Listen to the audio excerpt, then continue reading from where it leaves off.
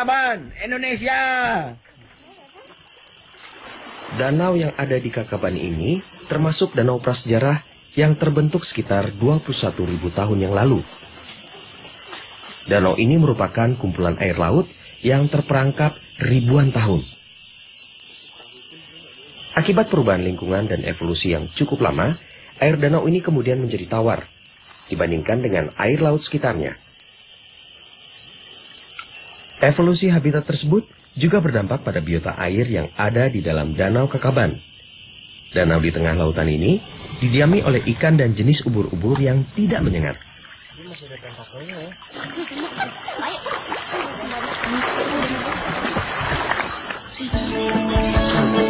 Di dunia, ekosistem seperti ini hanya bisa dijumpai di dua tempat. Yang pertama ada di Palau, Kepulauan Mikronesia, sebelah tenggara Pasifik. Dan yang kedua ada di Kakaban, Derawan, Kalimantan Timur.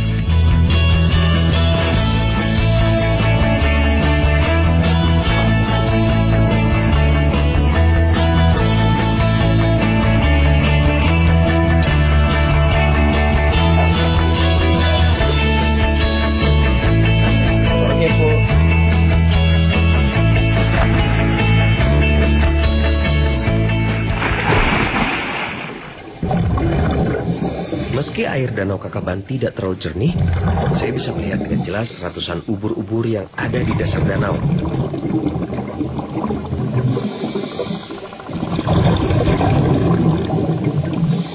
Ini dia, ubur-ubur terbalik.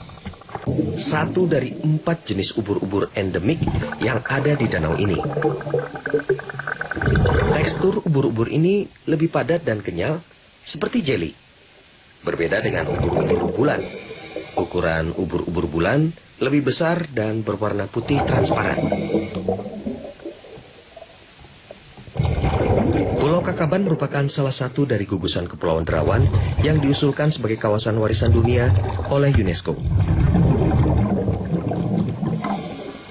Keunikan ekosistemnya menjadi rahasia alam yang masih menyimpan tanya tentang masa lalu bumi kita yang telah tua.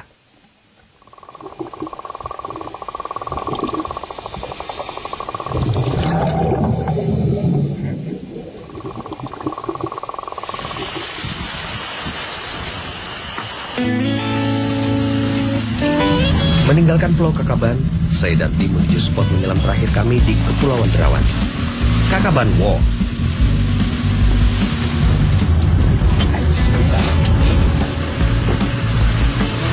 Ini namanya Kakaban Wall. Jadi kita divingnya arahnya ke sana. Ya, kalaupun ada arus kita di corner itu kita crossing sedikit dan lepas tidak ada arus lagi. Ya. Di sini kita bisa lihat cantik, ya. Sesekali kita bisa lihat ini kalau kita beruntung ada hiu kadang-kadang. Karena di sini daerahnya wall. Oh, hiu. Drop off ya. Di sini drop off. Jadi kedalaman kita hanya 20 meter, ya. Maximum depth 20 meter. Depth time-nya sama seperti tadi 50. Include safety stop.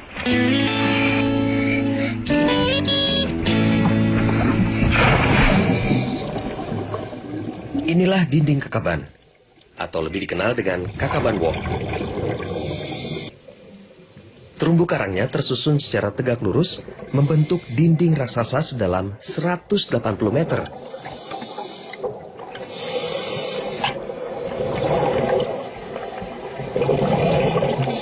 Bak sebuah kota, Kakaban Wall memberikan panorama riuhnya dunia bawah laut Kakaban.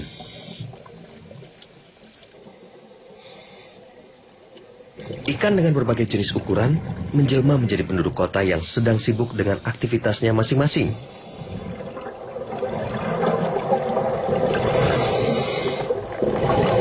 Kipas laut dan jenis terumbu karang lainnya juga tersebar di semajang Kakaban Wall, menjadi rumah yang nyaman bagi penghuni mungilnya.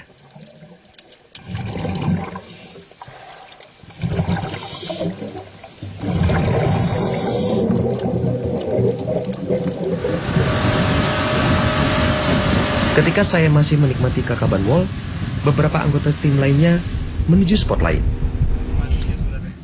Spot menyelam ini diperuntukkan bagi para penyelam profesional, bukan lagi tingkat pemula seperti saya. Spot penyelam tersebut dinamakan Barakuda Point.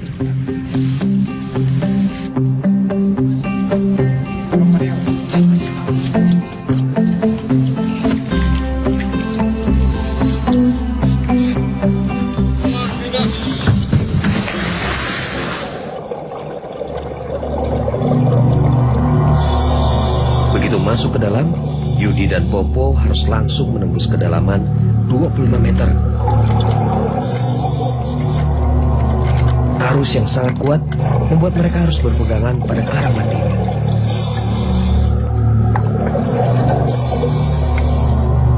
Lihat saja rambut Popo diterpa arus kencang.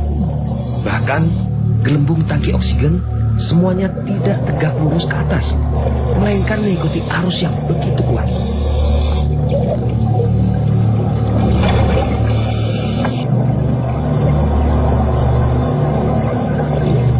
Beberapa penyelam asing berpegangan dan kewalahan menghadapi arus kuat ini.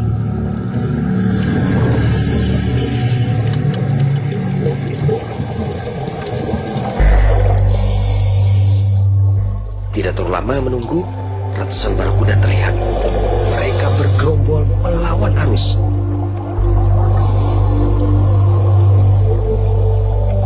Barakuda tergolong ikan agresif. Ia dapat menyerang penyelam jika tidak tergabung dalam kelompoknya. Namun, jika berada dalam kelompoknya seperti ini, barakuda cenderung tenang.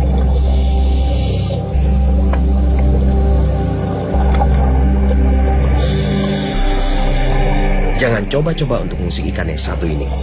Bikinnya dikenal besar dan tajam, cukup kuat untuk mengoyak daging penyelam.